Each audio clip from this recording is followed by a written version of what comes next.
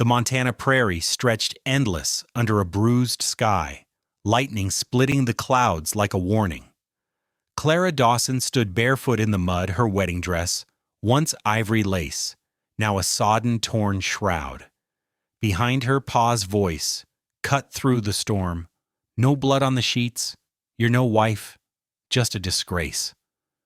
She didn't flinch when they shoved her out of the homestead, or when her groom Thomas stared at his boots like a coward. Even Ma's turned back couldn't crack her. The wind howled sharp as the truth she'd been untouched. Thomas had rolled away after mumbling about respect, and by sunrise the whole damn valley knew. They left her nothing but a burlap sack tossed by her little sister, dried venison, a moth-eaten shawl, and a whispered run. 3 days later, Clara's feet were raw as her pride when she staggered into the badlands near Big Sandy. The dress clung to her like a second skin of grime, but she refused to let the lies define her. Collapsing by a creek, she woke to a shadow blotting out the sun. The man smelled like leather and gunpowder, his voice rough but steady. "You huntin' for heaven or just lost?" He offered a canteen. Water hit her tongue like salvation. "Ain't dead yet," she croaked. "Close enough," he said, thumb brushing the scar on his jaw. "Name's Jessie." When her legs gave out, he caught her, not gentle, not rough, just there. He fed her jerky, and she devoured it like a feral thing. "Why bother?" she asked. Jessie spat tobacco into the dirt. "Saw a fox once caught in a trap. Chewed its own leg off to live. Reminded me of you." That night he built a fire under the cottonwoods, tossing her an extra blanket when she shivered. No questions, no pity. Just the crackle of flames and the unspoken rule of the West survivors: recognize their own. By dawn, Clara could walk. Jessie jerked his chin toward his Appaloosa. "I've got a spread east of here. Cattle, some trouble with rustlers. You're handy with a glare, might be handy with a rifle." She almost laughed. Yesterday she'd been a ghost. Today the horizon burned gold, and the man who'd saved her had the audacity to wink. "Well, Mrs. Dawson," he drawled, mocking the name she'd buried, "you coming or not?" The sun climbed higher, and for the first time Clara smiled. Hell yes, she was coming. Clara scraped the last of the mud from her boots behind the barn, the setting sun painting the prairie in shades of rust and gold. Jessie's voice cut through the quiet lazy as a summer breeze. "You gonna glare that dirt into submission? Or you planning on actually using that brush?" She tossed a clod at him. He caught it one-handed, grinning like a wolf who'd just spotted easy prey. For weeks, they'd fallen into a rhythm, mending fences, breaking horses, trading barbs, sharper than spurs. But tonight something prickled under her skin. Maybe it was the way he'd trusted her with his Winchester yesterday when Rustler's tracks scarred the east pasture. Maybe it was the way he'd not flinched when she'd put a bullet clean through a rattler at 20 paces. She straightened, wiping her hands on her trousers. "You ever think about leaving this place?" The question surprised even her. Jessie paused, rolling a cigarette with deliberate slowness. "Nope. Land's got a way of holding on to a man." He struck a match, the flame flickering in his eyes. "Why, you itching to run again?" Run! The word hooked into her ribs. She'd spent months running from shame, from the ghost of Mrs. Dawson, from the hollow-eyed girl in the ruined wedding dress. But here, she could taste the dust and own it. A coyote yipped in the distance, and Jessie exhaled smoke toward the stars. "Funny thing about roots," he mused. "Even the stubbornest weeds grow 'em if you let 'em." Clara snorted. "You calling me a weed cowboy?" "Damn right." He flicked the cigarette into the dirt, crushing it under his boot. Weeds survive. The next morning she found him at the corral, wrestling with a wild-eyed Mustang. The horse reared its hooves, slicing air, but Jessie held fast, his grip unyielding. Clara vaulted the fence without thinking. "You're pulling too damn hard," she shouted over the thunder of hooves. "Yeah, you got a better idea," he gritted out. She did. Snatching a coiled rope, she swung onto the Mustang's back in one fluid motion. The world blurred sky dirt, Jessie's startled curse as the horse bucked. Her thighs clamped tight hands, tangled in the mane. This was familiar. Not the riding, but the falling, the desperate, glorious fight to stay upright. When the Mustang finally stilled panting, she slid off boots, hitting the dirt with a thud. Jessie stared at her hat, gone hair plastered to his forehead. "Where'd you learn to ride like that?" Clara wiped sweat from her brow. "Had a brother who thought tossing me on stallions was funny?" She met his gaze. "Turns out I'm funnier." Something shifted in his expression. Then not admiration, not even surprise, but recognition. Like he'd just spotted a reflection in a cracked mirror. He tossed her his canteen. "Guess we're keeping the damn horse." She took a swig, water sluicing down her chin. "Guess so." That night by the fire, Jessie didn't mention the ride. Instead, he slid a worn deck of cards across the table. "You cheat at poker too, or just at breaking spirits?" Clara dealt the cards, her smirk sharp as a Bowie knife. "Oh, cowboy, you're begging to lose." The flames danced between them, and for the first time in a long time, the past didn't feel like a weight. It was just another shadow flickering at the edges of the light. Clara pressed the needle through Jessie's skin one last time, the thread pulling taut, like the silence between them. "There," she said, snipping the end with her teeth. "You'll live. Probably." Jessie flexed his arm, examining her handiwork. "Damn, woman, you stitch like you ride like hell itself is chasing you." She tossed the bloody rag into the basin, the water blooming pink.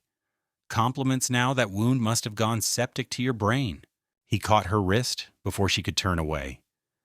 His thumb brushed the scar on her palm, the one she'd gotten gutting fish at 12 back when her hands were still soft. "Why'd you really leave?"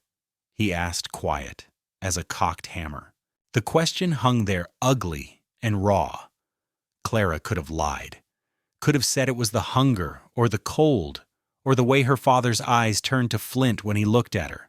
Instead, she yanked her hand back. "Same reason you dug your sister's grave alone. Some things don't need witnesses." Jessie's jaw tightened.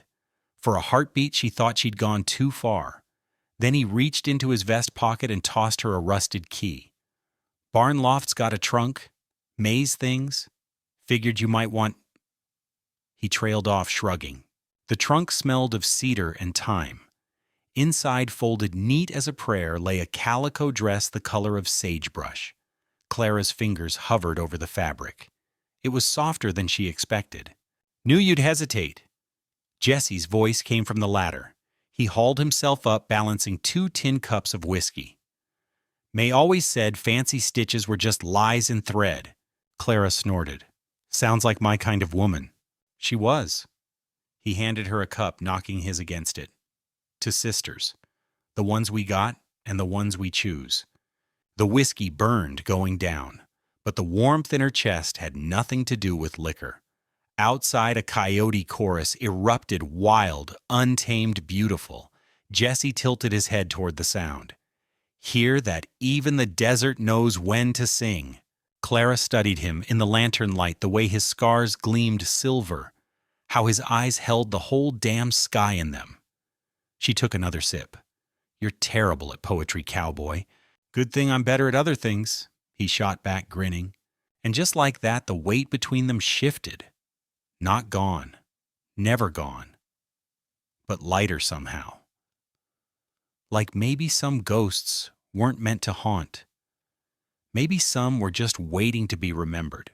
At dawn, Clara found Jessie at the corral, saddling his bay. "Rustlers?" she asked, strapping on her revolver. "Nope." He tossed her a hat, maize hat, wide-brimmed and sun-bleached. "Today we ride for us." She caught it midair, running her thumb over the braided horsehair band. "What's the occasion?" Jessie swung onto his horse, the morning light catching the dust in his wake. "Survivin' darlin', that's occasion enough." Clara laughed, then loud and bright, startling a flock of blackbirds into flight. She jammed the hat on her head and kicked her mount into a gallop chasing the horizon, and the man who'd taught her it wasn't a line to run from, but a promise to meet head on. The cornbread crumbs still lingered on the table when Jesse reached across and tapped the leather-bound book of poems. "You ever write your own?" he asked, thumbing through the dog-eared pages. Clara scoffed, swirling her coffee. "What, like some lovesick schoolgirl scribbling about flowers?" "Nah." Jesse leaned back, boots propped on the empty chair. "Real poems, the kind that taste like gunpowder and hurt like a fresh bruise." He flipped to a page and read, voice rough as unplaned wood.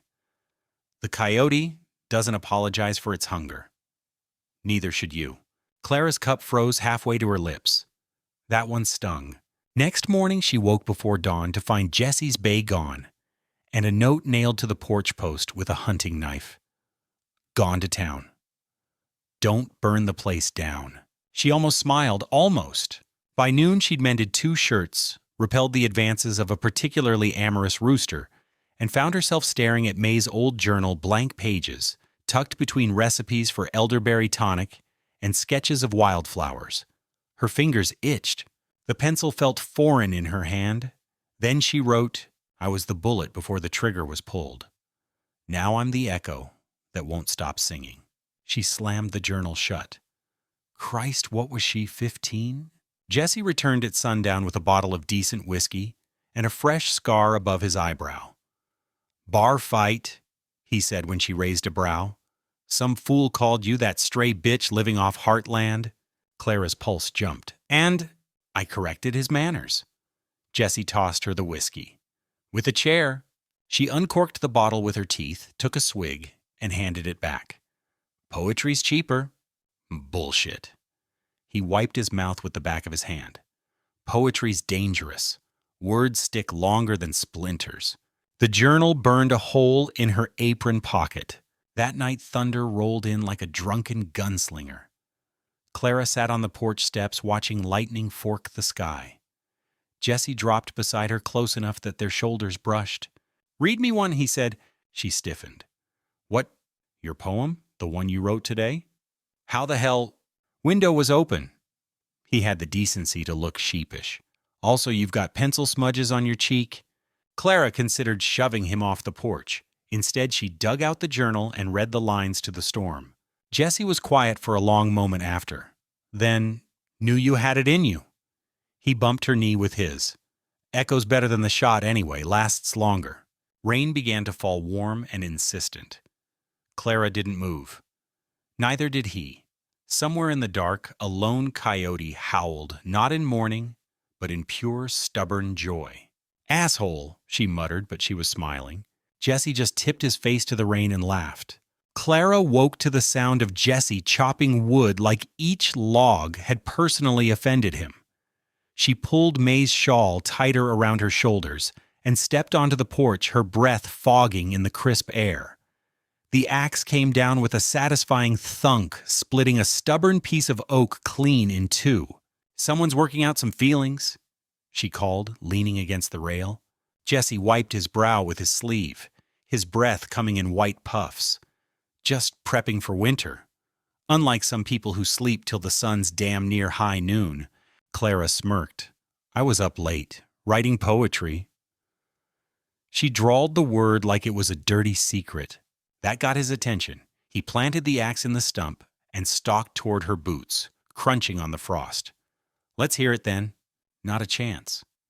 She turned to go inside, but he caught her wrist, his fingers warm against her skin.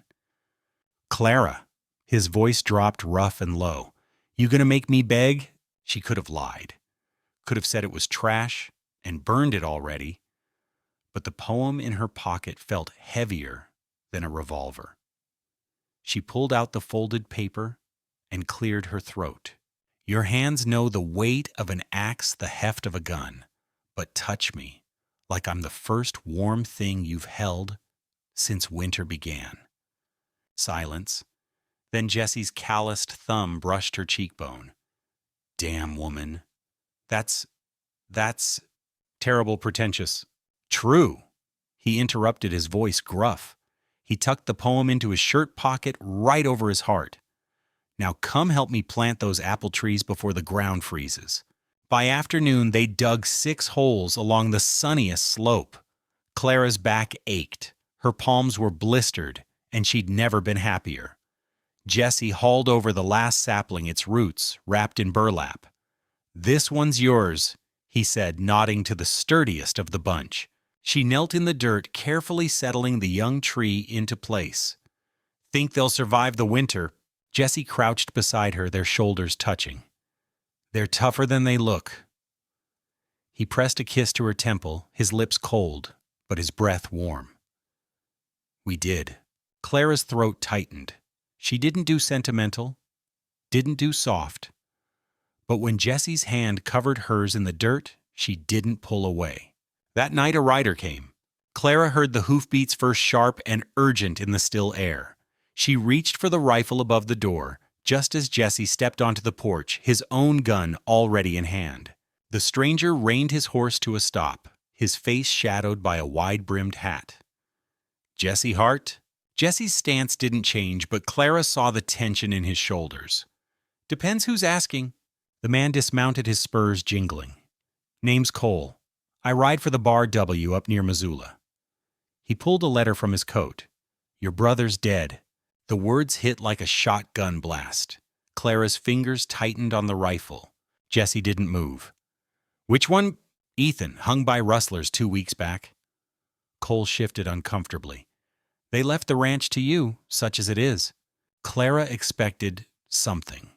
A curse. A shattered fist through the wall. But Jesse just took the letter, his face unreadable in the lantern light.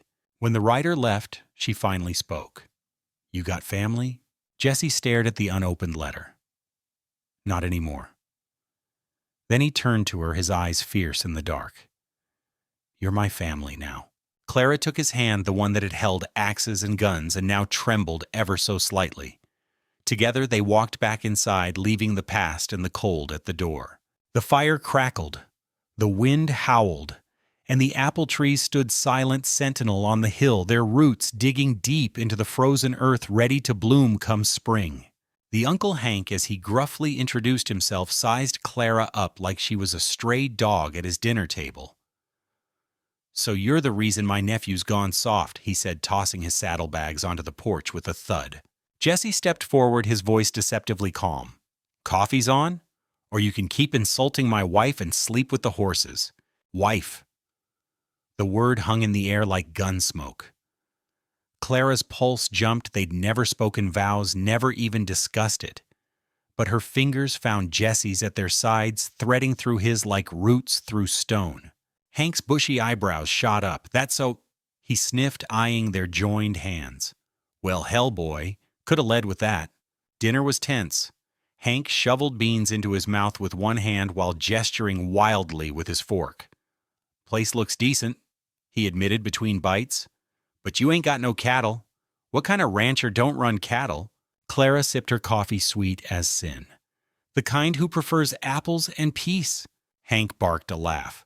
"Apples, Christ alive." He turned to Jesse. "She always this mouthy, only on days ending in I?" Jesse deadpanned, kicking Clara lightly under the table when she smirked. Later, as she washed dishes, Hank sidled up with a whiskey bottle. "Don't like surprises," he muttered, pouring 2 fingers into her rinse water. "But I reckon you're tougher'n you look." Clara eyed the amber liquid. That a compliment or an apology? Call it an observation. He knocked back his own drink. Jesse's ma was the same, mouth like a whip, heart like, hell, I don't know. Something sappy. The admission startled a laugh out of her. Maybe the old bastard wasn't entirely terrible. At dawn, Clara found Jesse in the barn sharpening his skinning knife with violent strokes. "He leave?" she asked, leaning against the stall. "Finally." Jesse exhaled through his nose. "Sorry about the wife thing. Wasn't right to—" "Say it again." His hand stilled. "What?" Clara stepped closer, the hay crunching underfoot. "Call me your wife, properly this time." Morning light spilled through the cracks, painting his stunned face in gold stripes. Jesse's knife clattered to the ground. He cupped her face, his palms rough, but his touch feather light. "Marry me," he rasped. "Not because we have to, because I'm damn selfish and want the whole world to know you're mine." She nipped at his thumb, grinning. "Only if you promise to annoy me every single day. Clara Hart." He murmured against her lips, tasting like coffee and forever. "You got yourself a deal." Outside, Hank's wagon rumbled away, kicking up dust. The apple trees swayed in the breeze, their branches stretching toward the sun like a promise. And just like that, with no preacher, no fancy dress, just two scarred hearts beating in time, the deal was struck. The oil rag stilled in Jesse's hands. Outside, snow whispered against the window panes like a secret. Clara watched his face, the way his throat worked, the sudden stillness of a man who'd spent his life bracing for impact. "Say something," she demanded, when the silence stretched too long. Jesse exhaled sharply through his nose. "Damn it, woman, you stole my line." Clara blinked. Then she threw the unthreaded needle at him. It bounced off his chest, landing in the quilt squares. "That's it. That's your—" He was out of his chair before she finished hauling her up so fast her knees knocked the table. His mouth crashed into hers, all heat and hunger, and something dangerously close to worship. When they broke apart, he kept his forehead pressed to hers, his breath ragged. "Was gonna ask you proper," he muttered. "Had a whole speech planned. Something about sunrises and second chances." Clara bit his lower lip just hard enough to sting. "Save your poetry for the books, Hart." They married in a blizzard. Not in a church. Clara would have sooner wrestled a grizzly than step foot in one, but by the hearth, with Hank as their grudging witness, he'd turned back. When the storm hit, cursing about fool kids and fooler weather, Jesse wore his least blood-stained shirt. Clara braided wildflowers into her hair, the blooms stolen from May's pressed collection. When Hank pronounced them hitched, he added, "God help you both," and spat in the fire for luck. Later, as wind howled through the eaves, Clara lay with her head on Jesse's chest, listening to his heartbeat.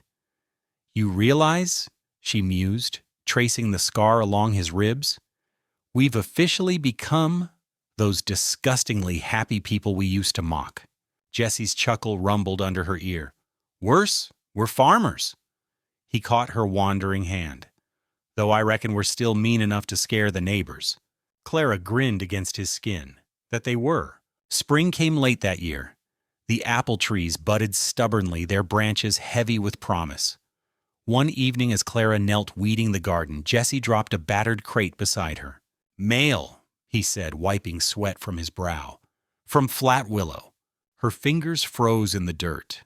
The return address swam before her eyes, her sister's cramped handwriting unchanged after all this time. Jessie squeezed her shoulder and walked away, giving her space to unravel in private. The letter was short, just 6 words. "I knew you'd survive. Come visit." Clara stared at the paper until the ink blurred. Then she folded it carefully, tucked it in her pocket, and went to find her husband. He was in the barn, pretending very badly not to watch for her. "Well?" he asked, feigning nonchalance as he oiled a harness. She yanked the leather from his hands. "Saddle the horses." Jessie's slow smile could have powered the sun. "Thought you'd never ask." As they rode out at dawn, the apple blossoms shook loose in the wind behind them, scattering petals like confetti over the land they'd built together. Clara woke to Jessie's hand already splayed across her belly, his calloused fingers tracing invisible patterns. "You're staring," she muttered, cracking one eye open. "Calculating," he corrected, his voice rough with sleep. "If it's a girl, she'll have your temper. If it's a boy, God help us both." She elbowed him in the ribs. "You're the one who wanted this." Jessie caught her wrist, pressing a kiss to her palm. "Damn right I did." His thumb brushed the wedding band. She never took off the same dented gold ring he'd slid onto her finger by firelight. "Though I reckon we're in for trouble either way." By April, the apple trees exploded in blossom so thick they looked snow-covered. Clara stood beneath them, her back against the trunk Jessie had carved their initials into, reading aloud from May's poetry book to the life growing inside her. Roots don't ask permission to dig deep, they just take what they need and bloom anyway. A shadow fell across the page. Jesse loomed above her holding 2 mugs of cider. "You're corrupting our child with metaphors," he said, handing her one. Clara took a sip, the tartness bursting on her tongue. "Better than your cowboy ballads about lonely trails and broken hearts?" Jesse dropped beside her, his shoulder warm against hers. "Kid's gonna need both. Poetry for the soul, sad songs for the hard days." He pressed his ear to her belly with exaggerated solemnity. "Yep, definitely a girl. Just told me she prefers Shakespeare to saloon tunes." Clara shoved him, laughing, and the blossoms rained down around them like a benediction. The letter came in May. Clara recognized the handwriting instantly, her sister's, but shakier than before. The paper smelled of lavender and something faintly medicinal. "Clara Ma's gone. Pneumonia took her fast. Pa's talking of selling the homestead. If you ever wanted to see it again, come soon. Liddy." She read it 3 times before the words sank in. The past didn't hurt like she'd expected. It just sat there heavy and final, like a rock in her pocket. Jesse found her at the creek, her bare feet dangling in the icy runoff. He didn't ask, just sat beside her and waited. "We'll leave at first light," he said, finally, when the sun dipped low. Clara turned the letter over in her hands. "You don't have to—" "I know." He stood brushing dirt from his trousers. "But that's what family does." She looked up at him, this man who'd given her a home, a name, a future, and felt something unknot in her chest. "Bring the grafting tools," she said softly. "There's an apple tree back there. Might take to new roots." Jesse's smile was slow and sure. "Thought you'd never ask." As they walked back to the cabin, fireflies blinked to life in the gathering dark, tiny sparks against the twilight. Clara pressed a hand to her belly, where their own spark grew, and knew some stories didn't end. They just branched out, reaching for the sun. Little May Hart learned to walk the day the first apple harvest came in her tiny boots, crunching through fallen leaves as she chased Jesse through the orchard. Clara leaned against the fence post, her belly already rounding again with their second child watching, as Jesse pretended to stumble dramatically whenever May got close. "Cheatin' doesn't count," Clara called, laughing, as May shrieked with delight and latched onto Jesse's leg like a barnacle. Jesse scooped their daughter up, balancing her on his hip as she proudly brandished a half-rotten apple. "Look what I found, Mama, for the pies." Clara plucked the fruit from her sticky fingers, wrinkling her nose. "More like for the compost, darling." The years turned like pages in a well-loved book. The orchard flourished, its branches heavy with fruit that fetched good prices in town. Clara's schoolhouse, a converted tool shed with mismatched chairs and slates, filled each spring with ranch kids who came to learn their letters and stayed for her stories of coyotes who outsmarted cowboys.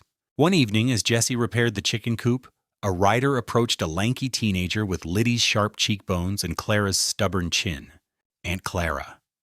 The boy dismounted awkwardly, holding out a jar of honey. "Ma sent me. Said you'd want to meet your nephew." Clara's hands shook as she took the jar. 15 years. 15 years since she'd seen her sister. Jesse appeared at her side, his arms solid around her waist. "You staying for supper, son?" The boy grinned. "If you've got enough. Ma says Aunt Clara eats like a starving wolf." Clara swatted at him with her apron blinking hard. "Your ma talks too damn much." By the time gray streaked Jesse's hair and May brought home a sweet-talking rancher's son, the homestead had become something of a legend in the valley. "People say this land's charmed," May mused one evening as she helped Clara shell peas on the porch. "That no matter how bad the drought, our trees always bear fruit." Clara snorted. "Only charm here is your father's stubbornness and my bad temper." Jesse emerged from the barn, his steps slower now, but his grin just as wicked. "Heard that." He dropped a kiss on Clara's head, then May's. "She's right, you know. Whole place runs on spite and apple pie." May rolled her eyes. "You two are impossible." Clara watched her daughter walk toward the orchard, where her young man waited beneath the oldest tree, the one Jesse had grafted from Clara's childhood home. Its branches stretched wide and strong, just like their story. Jessie's hand found hers, their wedding bands gleaming in the sunset. No grand ending. Just this, his calloused thumb brushing her knuckles, the scent of ripe apples on the breeze, and the quiet, unshakable certainty that some loves took root so deep not even time could shake them.